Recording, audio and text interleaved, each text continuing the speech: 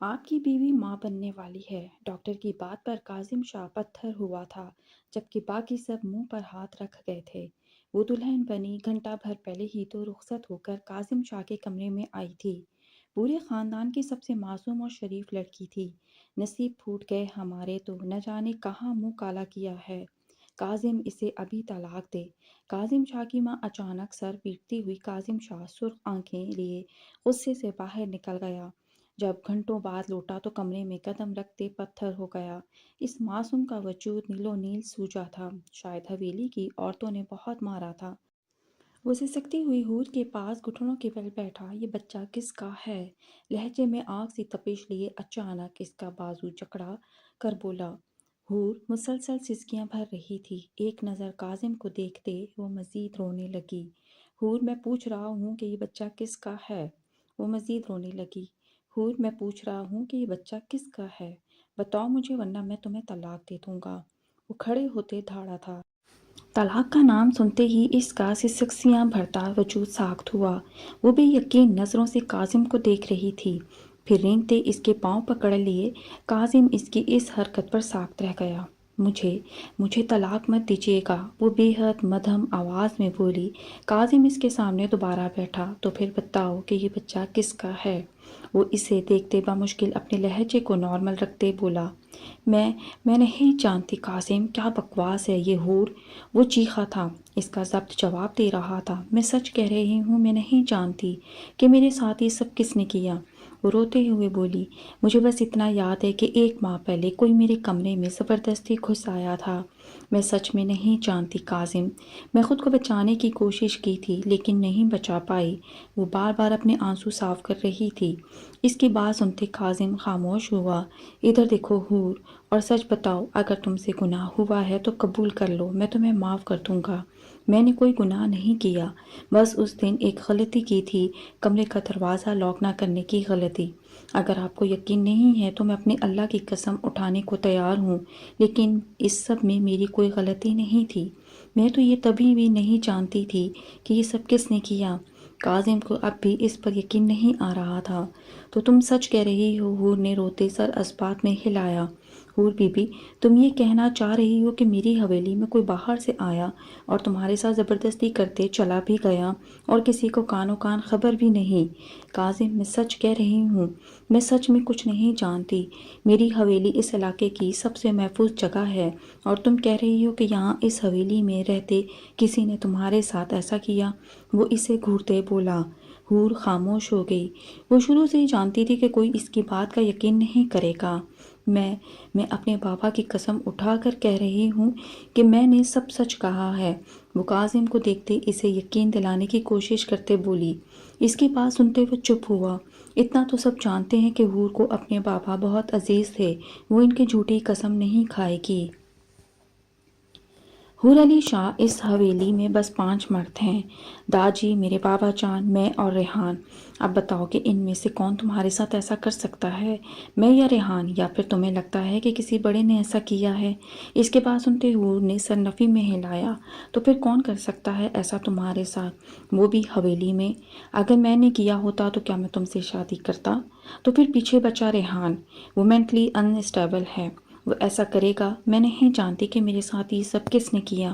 کاظم زمین پر بیٹھ کے ساتھ ٹیک لگائے بیٹھا۔ کب ہوا تھا تمہارے ساتھ یہ سب؟ پچھلے مہینے کی 7 تاریخ کو، مطلب کہ اگست کی 7 کو۔ ٹھیک ہے، میں تلاش شروع کرتا ہوں، لیکن اگر مجھے کوئی ایسا انسان نہ ملا جو 7 اگست کو حویلی آیا تھا تو سزا کی حقدار تم ٹھہرو گی۔ وہ زمین سے اٹھتے بولا۔ اور اگر وہ حویلی میں ہی ہوا تو؟ حور مدھم آواز میں بولی۔ کاظم 2 قدم ہی چلا تھا کہ اس کی آواز سنتے رک گیا۔ کوئی ملازم؟ وہ کاظم کی دیکھنے پر بولی۔ کسی ملازم میں اتنی جرأت نہیں کہ وہ حویلی کی عورت کے بارے میں ایسا سوچے۔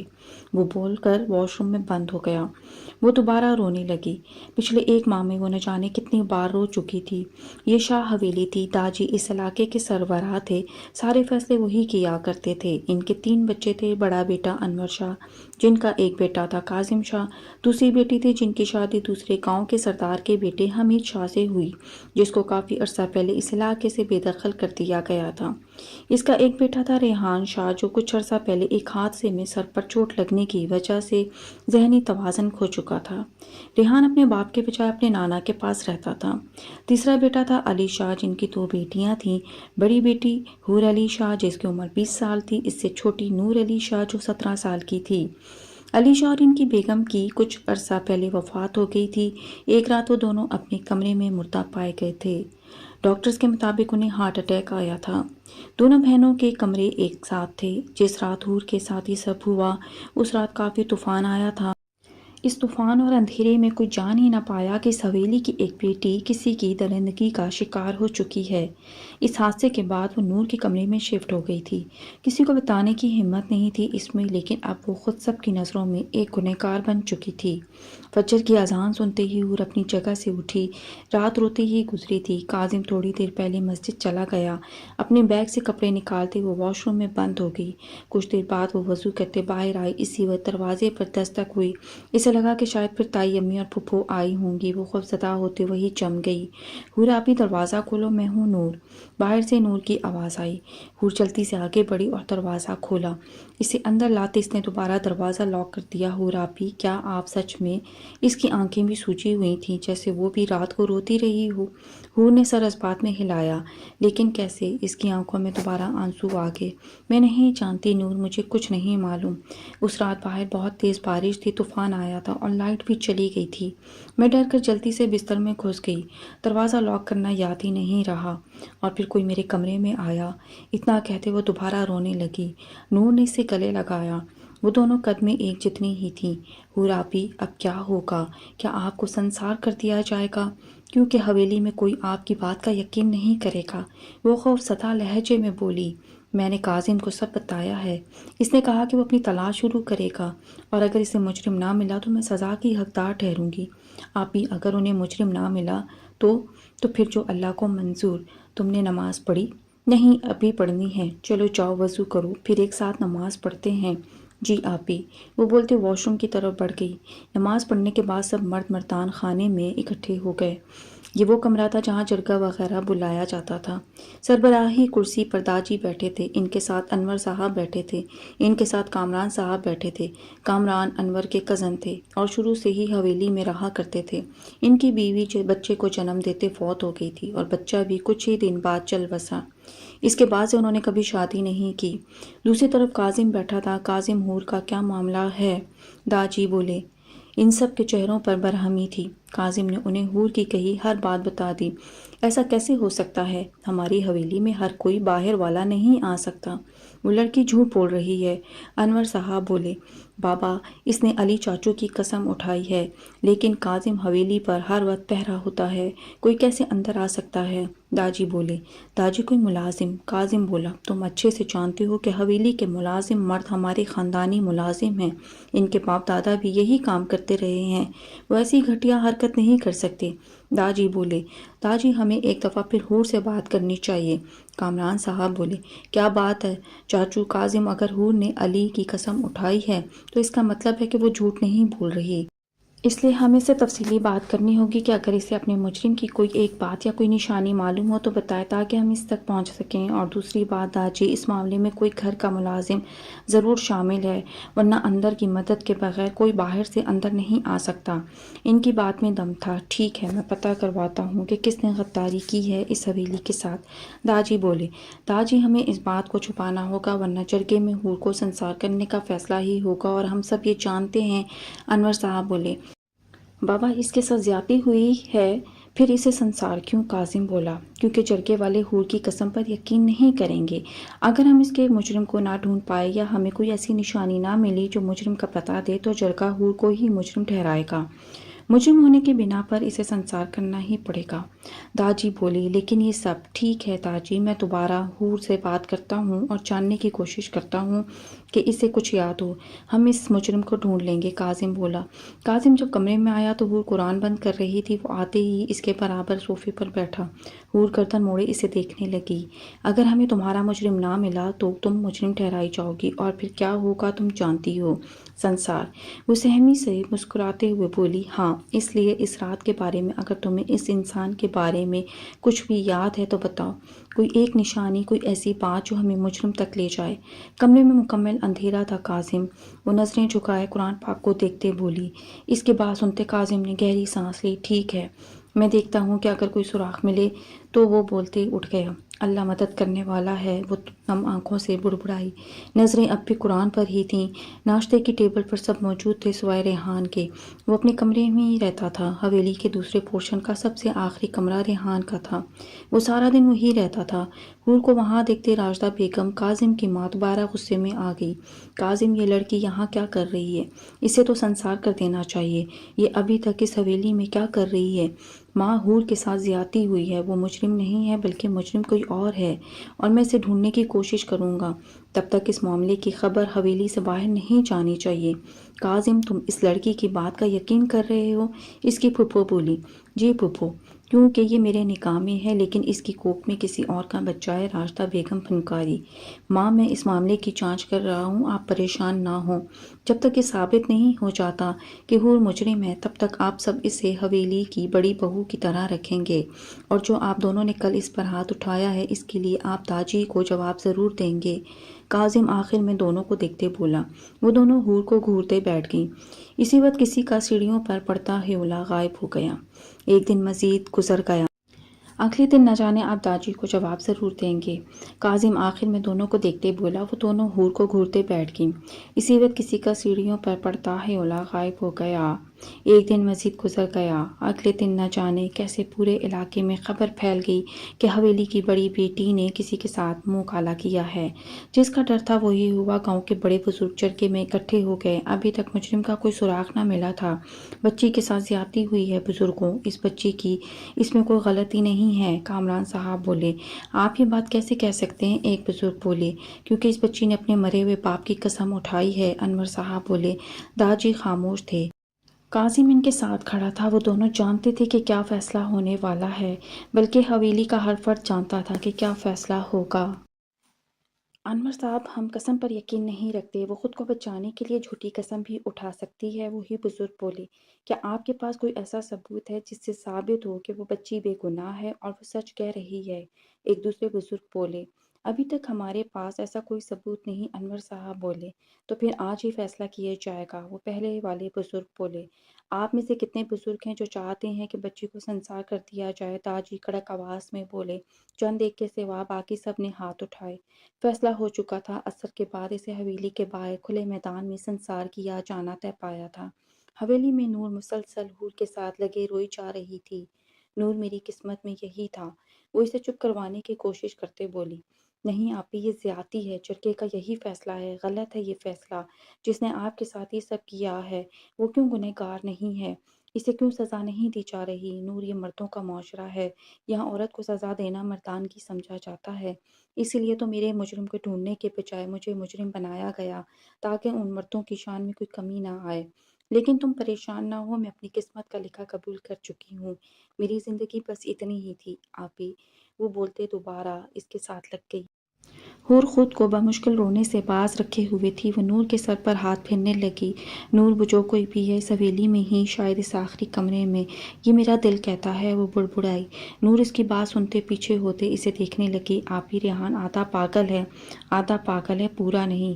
اور مجھے آج صبح اس کے کمرے سے کچھ ملا تھا۔ میں کاظم سے بات کرنے کے بعد دوبارہ اپنے کمرے میں گئی تھی اور مجھے بیڈ کے پاس سے یہ ملا تھا۔ اس نے بولتے ہاتھ سامنے کیا۔ اس کے ہاتھ پر ایک اسٹار تھا جو غالباً اسٹیکر تھا، جو شاید جوتوں کے ساتھ لگا ہوا تھا اور اس کے کمرے میں رہ گیا تھا۔ اگر وہ ریحان نہیں ہے تو جو کوئی بھی تھا اس کمرے سے منسلک ہے۔ وہ یقیناً پہلے ریحان کے کمرے میں گیا تھا، پھر میرے کمرے میں آیا۔ آپی، آپ یہ کاظم بھائی کو دیں، اب دیر ہو چکی ہے۔ نور، اب کچھ بھی ہو جائے فیصلہ نہیں بدلے گا، اس لیے تم احتیاط کرنا، خاص کر ریحان سے۔ لیکن آپی، اسی وقت دروازہ کھٹکا۔ حور آپی باجی، عصر کا وقت ہو گیا۔ باہر سے ایک ملازمہ کی آواز آئی۔ نور دوبارہ اس سے چپک گئی۔ دیکھو نور جان، سب کی جانی ہے، اس دنیا میں کوئی ایسا نہیں جو پیدا ہوا اور مرا نہ ہو، اس لیے تم یہی سمجھ لو کہ میری موت آج ہی لکھی ہے۔ نہیں آپی، آپ کی موت نہیں، آپ کا قتل میں یہ نہیں ہونے دوں گی۔ وہ بولتے اٹھی۔ کوئی تمہارا یقین نہیں کرے گا نور، اس حویلی میں کوئی تمہارا یا میرا یقین نہیں کرے گا۔ وہ کھڑے ہوتے بولی۔ اس کی آنکھیں نم ہو گئیں۔ ضبط جواب دیتا جا رہا تھا۔ کاظم بھائی میرا یقین کریں گے؟ نہیں کریں گے۔ میں نے اپنے مرے باپ کی قسم اٹھائی تھی، لیکن اس نے تب بھی میرا یقین نہیں کیا تھا۔ یقین آنکھوں میں جھلکتا ہے نور، اس کی آنکھوں میں ہر وقت شک تھا۔ تو داجی یا پھر کامران چاچو، اس ایک اسٹیکر سے تم کچھ ثابت نہیں کر پاؤ گی، اور داجی بھی جرگے کے خلاف نہیں جائیں گے۔ اسی وقت دروازہ دوبارہ کھٹکھٹایا گیا۔ حور، میں کاظم ہوں۔ باہر سے کاظم کی آواز آئی۔ ابھی اذان نہیں ہوئی تھی، اسے سنسار کرنے کے بعد نماز پڑھی جانی تھی۔ حور نے آگے بڑھتے دروازہ کھولا۔ کاظم بھائی، حور آپی بے قصور ہیں، مجرم کوئی اور ہے۔ نور روتے اس کے قریب آئی۔ نور، ہمیں جرگے کا فیصلہ ماننا ہوگا، اب ہم کچھ نہیں کر سکتے۔ اور رہی بات مجرم کی، تو اس کا کوئی سراغ نہیں ملا ہمیں۔ سراغ؟ اگر میں آپ کو کوئی سراغ ڈھونڈ دوں تو کیا یہ سزا رک سکتی ہے؟ نہیں، کیونکہ یہ سب اب بے فائدہ ہے نور، ہم سب جانتے ہیں کہ جرگے کے فیصلے بدلا نہیں کرتے۔ چلیں کاظم شاہ، حور مضبوط لہجے میں بولی۔ راہداری سے گزرتے حور کی نظر سامنے اٹھی، جہاں آخری کمرے کا دروازہ اس وقت کھلا تھا اور ریحان سر نکالے باہر دیکھ رہا تھا۔ حور کے دیکھنے پر وہ فوراً اندر بھاگ گیا۔ وہ انسانوں سے بھی ڈرتا تھا۔ وہ سب میدان میں آ گئے۔ ایک طرف درخت تھا جس کے ساتھ اسے باندھ کر سنسار کیا جانا تھا۔ حویلی کی عورتیں ایک طرف کھڑی تھیں اور باقی لوگ دوسری طرف کھڑے تھے۔ حور کو باندھنے کا کام کاظم کا تھا اور پہلا پتھر مارنے کا بھی۔ اسے باندھنے کے بعد وہ سب لوگوں کے ساتھ کھڑا ہو گیا۔ ان سب کے ہاتھ میں چھوٹے بڑے پتھر تھے۔ کاظم کے ہاتھ میں ایک بڑا پتھر تھا جو جرگے کی طرف سے دیا گیا تھا۔ حور اس کی آنکھوں میں دیکھ رہی تھی۔ کلمہ پڑھ لو حور، کاظم بولا۔ اس کی آنکھیں سرخ پڑنے لگی تھیں۔ حور نے آنکھیں بند کرتے کلمہ پڑھا۔ پہلا پتھر کاظم نے مارنا تھا۔ اسے ایک جگہ کھڑے دیکھ کر ایک آدمی آگے آیا۔ کاظم سائیں، آپ پہلا پتھر ماریں، پھر ہی باقی سب ماریں گے۔ میں یہ فریضہ آپ کو دیتا ہوں۔ اس نے وہ پتھر اس آدمی کو دے دیا۔ نہیں سائیں، پہلا پتھر باپ، بھائی یا شوہر کی طرف سے ہوتا ہے۔ اس لڑکی کا باپ اور بھائی تو ہے ہی نہیں، اس لیے آپ کو ہی پہلا پتھر مارنا ہوگا۔ وہ اسے پتھر واپس پکڑاتے بولا۔ حور آنکھیں کھولے اسے ہی دیکھ رہی تھی۔ کاظم نے گہرا سانس لیتے پتھر پھینکا جو اس کے پاؤں کے قریب زمین پر گرا۔ اس کے ساتھ ہی باقی لوگوں نے پتھر مارنے شروع کر دیے۔ نور چیختے آگے بڑھنے کی کوشش کر رہی تھی، لیکن اسے حویلی کی عورتوں نے پکڑ رکھا تھا۔ کچھ ہی پل بعد حور کا جسم بے جان ہو گیا۔ سب کو ہاتھ کے اشارے سے روکتے کاظم آگے بڑھا۔ اس کی گردن پر ہاتھ رکھتے اس نے محسوس کرنا چاہا، پھر ناک کے پاس انگلی رکھتے سانس چیک کی، پھر کلائی پکڑتے چیک کرنے لگا۔ پھر وہ پلٹا۔ سب اس کی طرف منتظر نظروں سے دیکھ رہے تھے۔ یہ لڑکی مر چکی ہے، اس کے بولتے ہی سب شکر کرتے پلٹ گئے۔ روتی تڑپتی نور زمین پر بے جان سی گر گئی۔ حویلی کی عورتیں بھی واپس پلٹ گئیں۔ میدان خالی ہوتی کاظم پلٹا اور جلدی سے حور کو کھولنے لگا۔ سنسار کرنے کے بعد اس عورت کو یوں ہی دفنا دیا جاتا تھا اور کوئی اس کا جنازہ بھی نہیں پڑھا جاتا تھا۔ کھولتے اس نے ایک بار پھر گردن پر ہاتھ رکھتے اس کے زندہ ہونے کی تسلی کی اور اسے اٹھاتے گاؤں سے باہر چل پڑا۔ جس طرف قبرستان تھا، قبرستان داخل ہوتے وہ کچھ لوگوں کی طرف بڑھا۔ سب تیار ہے؟ جی سائیں، محمود بیگم کو ہاسپٹل لے جاؤ گا، آپ یہیں رہو ورنہ سب کو شک ہو جائے گا۔ ٹھیک ہے، اور احتیاط سے وہ اسے ایک ٹرالی میں ڈالتے بولا۔ قبرستان میں جنازہ گاہ بنایا جا رہا تھا، اس لیے کسی کو شک نہ ہو۔ وہ حور کو ٹرالی میں ڈالتے لے جانے والا تھا۔ وہ آدمی سر ہلاتے ٹرالی لیے چلا گیا اور کاظم خالی قبر پر مٹی ڈالنے لگا۔ کچھ دیر بعد ٹریکٹر چلنے کی آواز آئی۔ اس ٹریکٹر کی ٹرالی میں ہی باقی کے سامان کے ساتھ حور کی ٹرالی بھی تھی۔ قبر پر مٹی ڈالنے کے بعد وہ قبرستان سے نکلا۔ باہر ریحان کھڑا تھا۔ ریحان 24 سالہ لڑکا تھا، کاظم سے 2 سال چھوٹا۔ تم یہاں کیا کر رہے ہو؟ وہ حیران ہوا۔ کون مرا؟ وہ پاگلوں کی طرح ہاتھ مٹوڑتے بولا۔ حور مری ہے۔ کون سی قبر؟ وہی تازی قبر۔ وہ ایک طرف دیکھتے بولا۔ کیوں مری؟ جرگے کا فیصلہ تھا۔ وہ اس کے کندھے پر ہاتھ رکھتے بولا اور پلٹ گیا۔ کچھ دن یوں ہی گزرتے گئے۔ ماما آج اپنی ماما کے بجائے نور کو کمرے میں آتے دیکھتے ڈرتے بولتا، ریحان ڈرو نہیں، آپ تو اچھے بچے ہو نا، آپ کی ماما کی کچھ طبیعت ٹھیک نہیں تھی اس لیے مجھے کھانا لانا پڑا۔ کیا ہوا انہیں؟ وہ دیوار کے ساتھ نیچے بیٹھے بولا۔ وہ ڈر رہا تھا۔ آپ ہی کے ساتھ یہ سب کرنے والا ریحان نہیں ہو سکتا، وہ دل میں بولی۔ نور آرام سے چلتے اس سے کچھ فاصلے پر بیٹھی۔ آج صبح پھپھو کو چکر آ رہے تھے اور ابھی انہیں بخار ہو رہا ہے، لیکن میں نے انہیں دوا دے دی ہے، وہ شام تک ٹھیک ہو جائیں گی، پھر شام کا کھانا وہی لے آئیں گی۔ ابھی آپ یہ کھانا کھا لو، مجھے نہیں کھانا۔ وہ سر گھٹنوں میں دیتے بولا۔ ریحان پھپھو پریشان ہوں گی نا، وہ پہلے ہی بیمار ہیں اور اگر آپ بھی کھانا نہیں کھاؤ گے تو مزید پریشان ہوں گی۔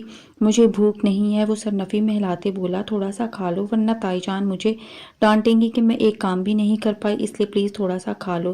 وہ اسے منانے کی کوشش کرتے بولی، میں یہ کھانا یہاں رکھ رہی ہوں، جلدی سے ختم کرو، پھر میں نے دوا بھی دینی ہے آپ کو۔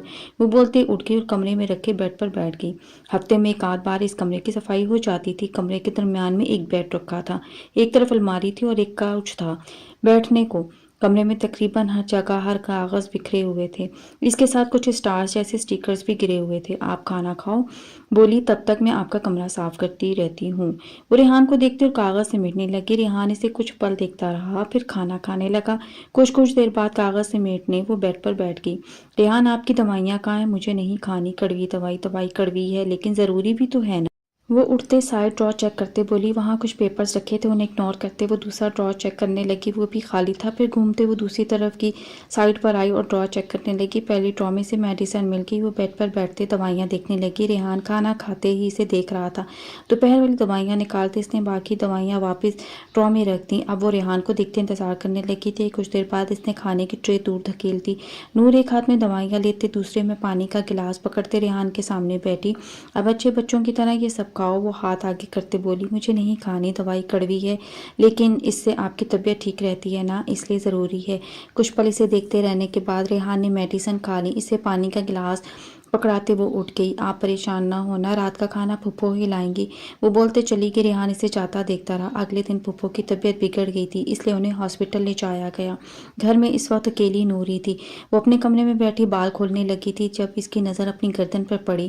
خالی گردن دیکھتے وہ چونکی، گردن پر ہاتھ مارنے چیک کرنے لگی لیکن اس کا لاکٹ کہیں گر چکا تھا۔ وہ اپنا کمرہ چیک کرنے لگی لیکن لاکٹ نہ ملا۔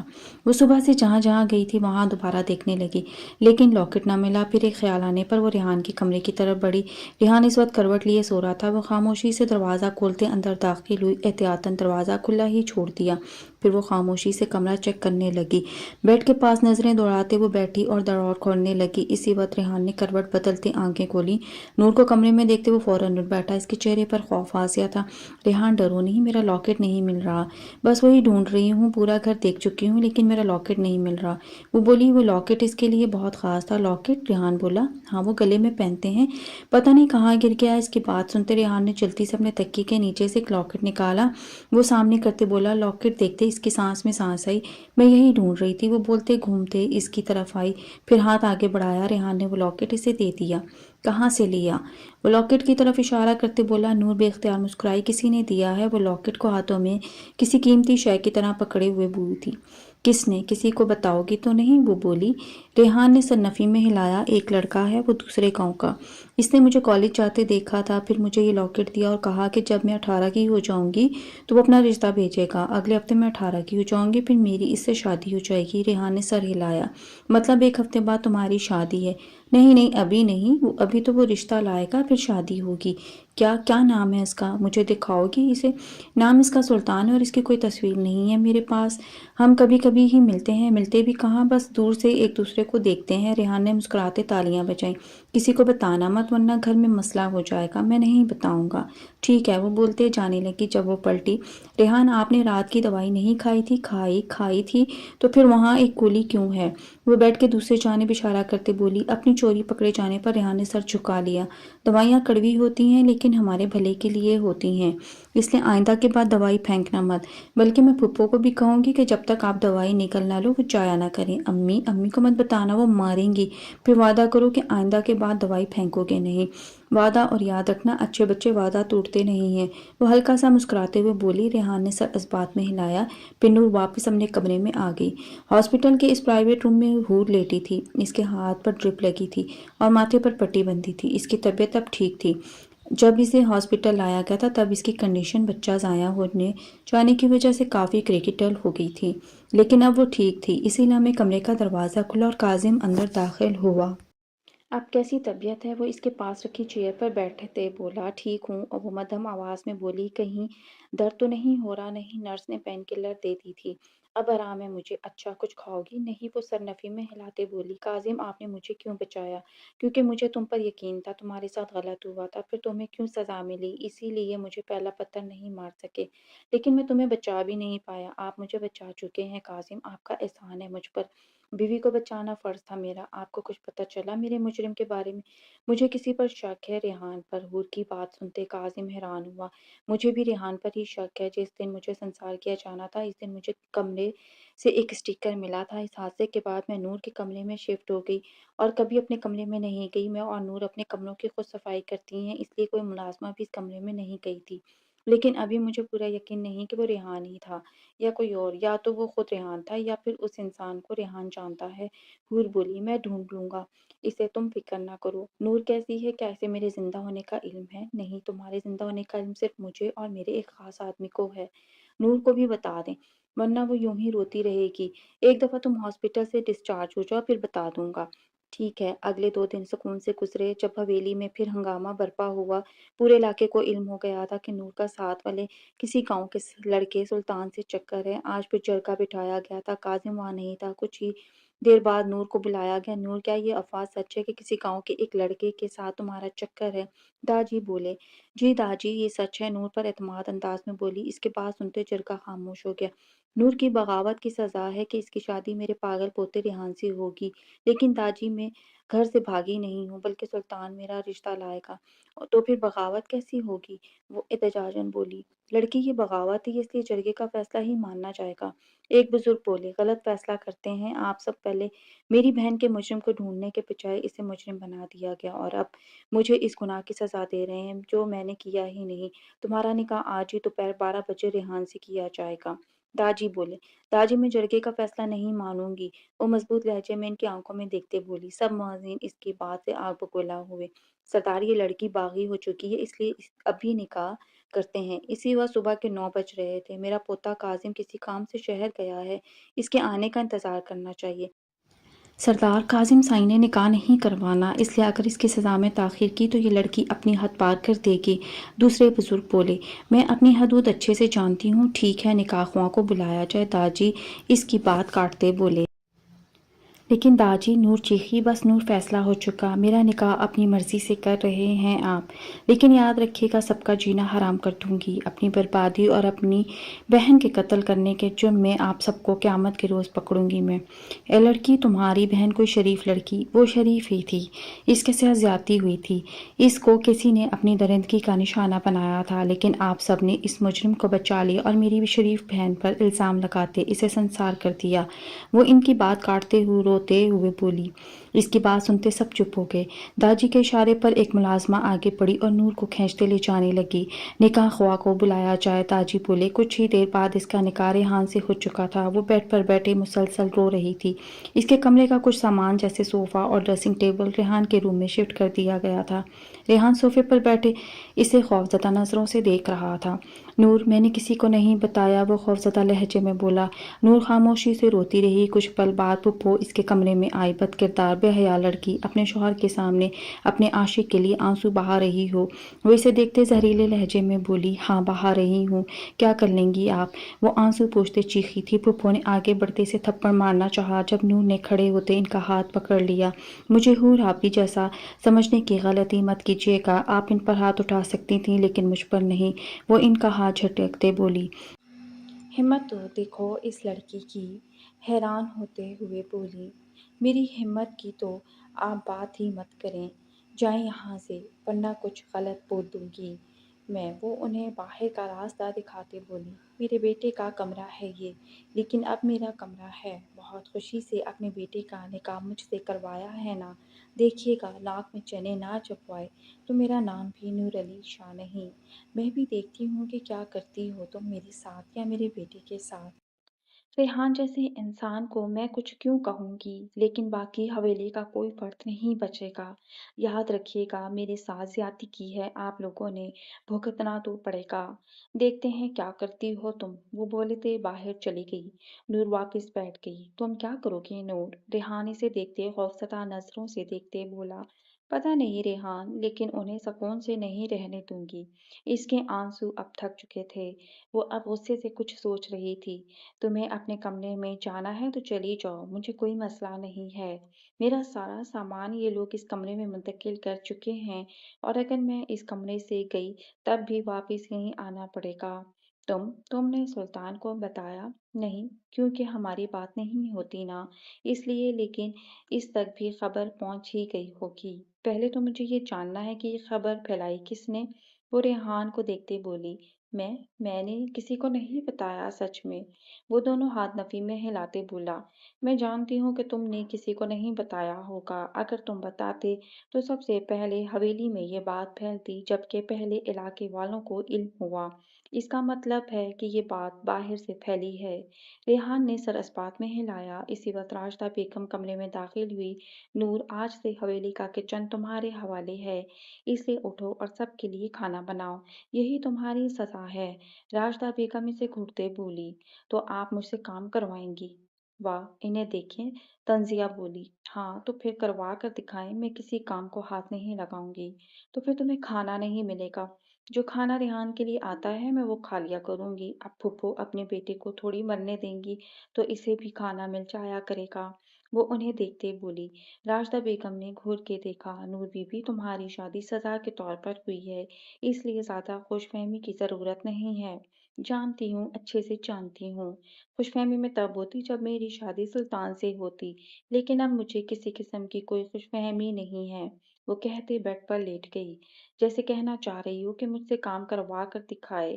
راجدہ بیگم اسے گھورتے کمرے سے چلی گئی۔ مردان خانے میں اس وقت گھر کے مرد ہی موجود تھے۔ کاظم غصے سے بھرا بیٹھا تھا۔ آپ نے میرا انتظار کیوں نہیں کیا داجی؟ اور نور نے کوئی بغاوت نہیں کی تھی، پھر اس کا نکاح کیوں کروایا ریحان سے؟ وہ کسی دوسرے گاؤں کے لڑکے کو پسند کرتی تھی تو داجی وہ گھر سے بھاگی نہیں تھی، بلکہ خاموشی سے انتظار کر رہی تھی اس کا کہ وہ عزت سے رشتہ بھیجے گا۔ کاظم، یہ جرگے کا فیصلہ ہے۔ داجی، یہ کیسا انصاف تھا؟ نور نے کبھی اس سے بات نہیں کی، وہ کبھی اس سے ملی نہیں، پھر بھی کاظم، جو ہونا تھا ہو چکا، اب ختم کرو اس بحث کو۔ انور صاحب بولے۔ کاظم غصے سے وہاں سے چلا گیا۔ دن تیزی سے گزرنے لگے۔ پہلے پہل تو نور ریحان کے ساتھ کمرے میں ہی کھانا کھاتی، پھر وہ نیچے ڈائننگ ٹیبل پر کھانا کھانے لگی۔ حور کو ہاسپٹل سے ڈسچارج کر دیا گیا تھا 2 دن پہلے ہی۔ کاظم نے شہر میں ہی ایک اپارٹمنٹ لے لیا تھا۔ ماڈرن طرز پر بنا ہوا یہ اپارٹمنٹ 2 بندوں کے لحاظ سے کافی کھلا تھا۔ کاظم لاؤنج میں بیٹھا ہوا تھا۔ حور ٹرے میں 2 پلیٹیں رکھی اس کے برابر بیٹھی۔ اس نے پاستا بنایا تھا۔ کاظم مسکرایا۔ نور کیسی ہے؟ اسے بھی جرگے کا علم ہو چکا تھا۔ تب سے وہ خوفزدہ تھی۔ وہ ٹھیک ہے، ریحان نے ابھی تک اسے کوئی نقصان نہیں پہنچایا، لیکن کب تک؟ وہ کبھی نہ کبھی تو اسے نقصان پہنچائے گا۔ کیا آپ کو کوئی ثبوت ملا؟ ہاں، ملا تو ہے۔ بیڈ پر سے DNA کے سیمپلز لیے تھے۔ جیسے ہی رپورٹس آتی ہیں سب سچ کھل جائے گا۔ ٹھیک، وہ پلیٹ اسے پکڑاتے بولی۔ ایک دفعہ مجھے تمہارے مجرم کا کنفرم علم ہو جائے پھر تمہیں واپس حویلی لے جاؤں گا، لیکن تب تک ہمیں سب سے چھپانا ہوگا کہ تم زندہ ہو۔ ٹھیک ہے، میں بس نور کے لیے پریشان ہوں۔ پریشان ہونے سے مسئلے کا حل نہیں نکلتا، اس لیے دعا کرو کہ وہ ٹھیک رہے۔ میری اب ہر وقت یہی دعا کرتی ہوں کاظم کہ وہ ٹھیک رہے، ریحان اسے کوئی نقصان نہ پہنچا پائے۔ ایسا ہی ہوگا، تم تسلی رکھو، بس 1-2 دن تک رپورٹس آ جائیں گی۔ ٹھیک ہے۔ 25 دن بعد نور کھانا لیے کمرے میں داخل ہوئی۔ کچھ دنوں سے ریحان میں تبدیلی آ رہی تھی، ایک انجانی سی تبدیلی۔ ریحان، کھانا کھا لیں۔ اس کی آواز سنتے ریحان بری طرح چونکا۔ کیا بات ہے ریحان؟ ہمارے نکاح کو 1 ماہ ہونے والا ہے، لیکن آپ اب بھی مجھ سے ڈرتے ہیں۔ ریحان کچھ نہ بولا۔ وہ کافی کمزور لگ رہا تھا۔ نور اس کے ساتھ زمین پر بیٹھتے اسے اپنے ہاتھ سے کھانا کھلانے لگی۔ سارا کھانا کھلانے کے بعد اس نے پانی کا پورا گلاس اسے پلایا۔ گڈ بوائے، میڈیسن سے آپ جلد ٹھیک ہو جائیں گے۔ وہ اس کے چہرے پر ہاتھ رکھتے بولی۔ کھانا کھا لیا ریحان نے؟ ہاں جی، ٹھیک ہے پھپھو۔ ریحان کی حالت دیکھتے افسردہ تھیں۔ پھپھو، ہمیں انہیں ڈاکٹر کو دکھانا چاہیے۔ ڈاکٹر نے پھر وہی کہنا ہے جو پہلے کہتا ہے، لیکن اب ریحان کی حالت ٹھیک نہیں رہتی۔ جانتی ہوں، شاید تم ٹھیک کہہ رہی ہو، میں کل اسے ڈاکٹر کو دکھاتی ہوں۔ پھپھو، ہمیں اپنا ڈاکٹر بدلنا چاہیے کیونکہ اس ڈاکٹر سے اسے شفا نہیں ملتی۔ ہو سکتا ہے کہ ریحان کے لیے شفا کسی دوسرے ڈاکٹر کے ہاتھ میں رکھی گئی ہو۔ ٹھیک ہے، میں دیکھتی ہوں کوئی نیا ڈاکٹر۔ نور ٹرے اٹھاتے باہر چلی گئی۔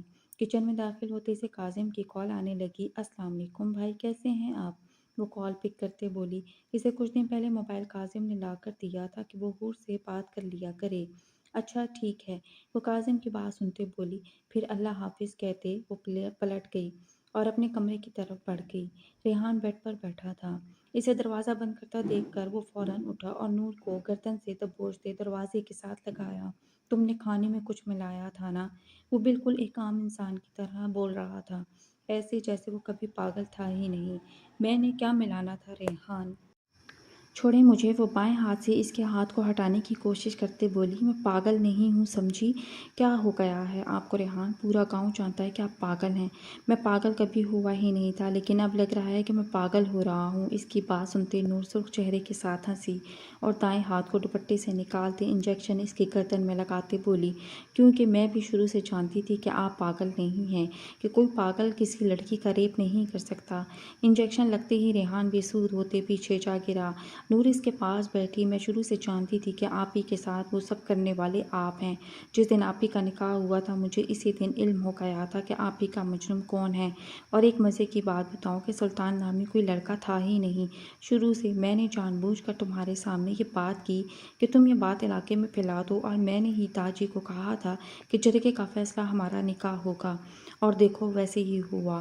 پچھلے 1 مہینے سے میں تمہارے کھانے میں کچھ ملا رہی تھی، اور دیکھو آج اس کا رزلٹ بھی مل گیا۔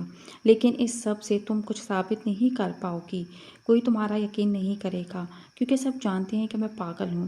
ابھی کچھ دیر میں پولیس آئے گی اور آ کر تمہیں گرفتار کرے گی۔ تمہارا میڈیکل ہوگا اور تمہاری رپورٹس بالکل کلیئر ہوں گی۔ پھر تمہیں ایک لڑکی کا ریپ اور 2 لوگوں کی جان لینے کے جرم میں عمر قید ہو جائے گی۔ ریحان کی آنکھیں پھیلی۔ اس کا جسم سن پڑ رہا تھا، لیکن دماغ صحیح کام کر رہا تھا۔ تمہیں کیا لگتا ہے کہ جب ہمیں 25 دن پہلے علم ہوا تھا کہ آپ ہی کے مجرم تم ہو تو ہم اتنے خاموش کیوں رہے؟ کیونکہ ہمیں شک گزرا تھا کہ میرے ماما اور پاپا کی موت بھی طبعی نہیں تھی، اور آج ہمیں وہ انسان بھی مل گیا جس نے میرے ماں باپ کو وہ انجیکشن دیا تھا اور جس نے تمہیں سلو پوائزن لا کر دیا تھا۔ اس کی بات سنتے ریحان کی سانس اٹکی۔ ریحان صاحب، قتل وہ چیز ہے جس کا سراغ سالوں بعد ہی صحیح مل ضرور جاتا ہے۔ نور بولتے اٹھ کھڑی ہوئی اور الماری کی طرف بڑھی۔ پھر ریحان کا خفیہ لاکر کھولتے اس نے کچھ پیپرز نکالے۔ ارے واہ، ریحان صاحب تو ڈرگ ڈیلر بھی نکلے۔ وہ پیپرز دیکھتے بولی۔ ریحان نے سر نفی میں ہلایا۔ مت کرو نور، میں تمہارا شوہر ہوں، اس رشتے کا ہی خیال کر لو۔ شوہر ہونے سے پہلے تم میرے ماں باپ کے قاتل اور میری بہن کے مجرم ہو، سزا تو تمہیں ملے گی ہی۔ نہیں، ریحان شدید صدمے میں تھا۔ وہ سوچ بھی نہیں سکتا تھا کہ وہ ایک 18 سالہ لڑکی سے دھوکہ کھائے گا اور اسے اس طرح مات ہوگی۔ کچھ ہی دیر بعد حویلی میں پولیس آ گئی۔ کاظم، یہ پولیس کیوں ہے یہاں؟ انور صاحب بولے۔ کیونکہ ہماری حویلی میں ایک مجرم ہے۔ وہ انہیں جواب دیتے آفیسر کی طرف پلٹا۔ سوائے داجی کے سب کے چہروں پر پریشانی تھی۔ کون مجرم؟ کامران صاحب بولے۔ علی چاچو اور چچی کا قاتل، اور اس کے ساتھ حور کا مجرم بھی۔ اس کی بات سنتے وہ سب حیران رہ گئے۔ کاظم انہیں لیے حویلی کے اندر داخل ہوا۔ ساری خواتین پولیس دیکھتے پریشان ہو گئیں۔ وہ آخری کمرے کی جانب بڑھے۔ کمرہ کھولتے انہیں زمین پر بندہ ریحان نظر آیا۔ یہ ہے ریحان، اس کے خلاف تمام ثبوت آپ کو دیے جا چکے ہیں، کاظم بولا، اور یہ بھی ہیں کچھ ثبوت۔ نور وہ کاغذات انہیں دیتے بولی۔ اتنے ثبوت کافی تھے اسے گرفتار کرنے کو۔ میرے بیٹے کو کہاں لے کر جا رہے ہو؟ پھپھو تیزی سے ان کے سامنے آئیں۔ آپ کا بیٹا مجرم ہے، اس نے 2 لوگوں کا قتل، ایک لڑکی کے ساتھ زیادتی کی ہے، اور اس کے ساتھ ساتھ ڈرگز بھی اسمگل کرتا ہے۔ میرا بیٹا ایسا نہیں کر سکتا، وہ دماغی طور پر ٹھیک نہیں ہے۔ پھر وہ ایسا کیسے کر سکتا ہے؟ وہ روتے ہوئے بولی۔ امی، میں نے ہی کیا تھا یہ سب کچھ۔ ماموں اور ممانی کو میں نے ہی مارا تھا۔ حور کے ساتھ غلط بھی میں نے ہی کیا تھا۔ لیکن کیوں؟ راجدہ بیگم حیران سی بولی۔ کیونکہ بابا نے کہا تھا، جو میرا ایکسیڈنٹ ہوا تھا وہ بابا نے کروایا تھا، اور مجھے کہا کہ مجھے پاگل ہونے کا ناٹک کرنا ہے۔ پھر انہوں نے ہی مجھے کہا کہ علی ماموں کو مار دوں، لیکن وہ زہر ملا دودھ ممانی نے پی لیا، اور ماموں کو میں پہلے سے ہی سلو پوائزن دے رہا تھا، اس لیے انہیں ہارٹ اٹیک آ گیا تھا۔ وہ سب اس کے اقرار پر حیران ہوئے۔ کچھ دیر پہلے نور نے اسے سچ بولنے والا انجیکشن دیا تھا۔ یہ ایک ایسا مایا ہوتا ہے جو اگر انسان کے جسم میں داخل ہو جائے تو وہ چاہ کر بھی جھوٹ نہیں بول پاتا۔ اسی لیے وہ سب سچ بتا رہا تھا۔ پولیس اسے لے گئی تھی۔ پیچھے پھپھو وہی روتے اپنے سابقہ شوہر کو کوسنے لگی تھیں جس نے اپنے بیٹے کی زندگی اپنے ہاتھوں سے برباد کی تھی۔ تھوڑی دیر بعد کاظم حور کو لیے حویلی میں داخل ہوا۔ اسے زندہ دیکھتے سب حیران ہوئے۔ حور زندہ تھی۔ داجی بمشکل بولے۔ اسے زندہ دیکھتے ان کے سینے پر بڑا بوجھ ہٹ گیا تھا۔ جی داجی، اس روز میں نے جھوٹ بولا تھا کہ حور مر گئی تھی جبکہ حقیقت میں وہ زندہ تھی۔ کاظم بولا۔ نور اپنی بہن سے چپکے کھڑی تھی، ساتھ ساتھ رو بھی رہی تھی۔ داجی، ہمیں عورتوں کو سنسار کرنے والی سزا ختم کر دینی چاہیے اور اس کے بجائے ہمیں مردوں کو سنسار کرنا چاہیے تاکہ کوئی بھی مرد کسی عورت کی طرف آنکھ اٹھا کر بھی نہ دیکھے۔ ہمارے معاشرے میں ساری سزائیں عورتوں کے لیے ہیں اور جہاں مرد کی بات آتی ہے وہاں اس کے گھر والے ہی اسے بچانے میدان میں پہنچ جاتے ہیں۔ اس لیے مجھے لگتا ہے کہ ہمیں سنسار مرد کو کرنا چاہیے اور عورت کو ایک مکان میں بند کر دینا بہتر ہوگا۔ کاظم کی بات سنتے وہ خاموش ہو گئے۔ اچھا خیال ہے، اب کچھ دنوں بعد تمہیں سردار بنایا جائے گا، پھر تم خود فیصلے کرنا۔ نہیں داجی، سردار بننے کا حق بابا اور چاچو کا ہے، آپ یہ رتبہ انہیں دیں۔ آپ کے بعد یہی ہماری حویلی کے بڑے ہیں۔ کاظم کی بات سنتے اور وہ مسکرائے۔ کاظم ان کا سمجھدار اور دوسروں کا احساس کرنے والا پوتا تھا۔ پھر آگے بڑھے اور حور کے سر پر ہاتھ رکھا۔ مجھے معاف کرنا بیٹا، میں نے غلط فیصلہ کیا تھا۔ میں نے آپ کو معاف کیا داجی۔ میں جانتی ہوں کہ مجھے پتھر مارنے والے باہر کے لوگ تھے، میرے گھر کے مرد نہیں، لیکن انہیں اجازت گھر کے مردوں نے ہی دی تھی، اس کے لیے میں بھی معافی چاہتا ہوں۔ انور صاحب بولے۔ میں نے سب کو معاف کر دیا ہے تایا، اس لیے مجھے شرمندہ مت کریں۔ اگر حور کو خاندان کی سب سے شریف اور معصوم لڑکی کہا جاتا تھا تو غلط نہیں کہا جاتا تھا۔ حور بیٹا، کامران صاحب بولے۔ چاچو، آپ کو کچھ کہنے کی ضرورت نہیں ہے کیونکہ میں جانتی ہوں کہ آپ سب جرگے کی وجہ سے مجبور تھے، حور بولی۔ راجدہ بیگم آگے بڑھی اور حور کو سینے سے لگایا۔ میں نے کاظم کے لیے اچھی لڑکی کا انتخاب کیا ہے۔ ان کی بات سنتے حور پرسکون ہوئی۔ اسے لگ رہا تھا کہ شاید وہ اسے تسلیم نہ کریں، لیکن وہ اسے قبول کر چکی تھیں۔ چلیں، میں حور کو اس کے کمرے میں لے چلتا ہوں، کاظم آگے آتے ہوئے بولا۔ وہ دونوں ایک ساتھ آگے بڑھ گئے۔ ناظرین، کہانی پسند آئی ہو تو ویڈیو کو لائک کریں، شیئر کریں اور چینل کو سبسکرائب کریں۔ شکریہ۔ اللہ حافظ۔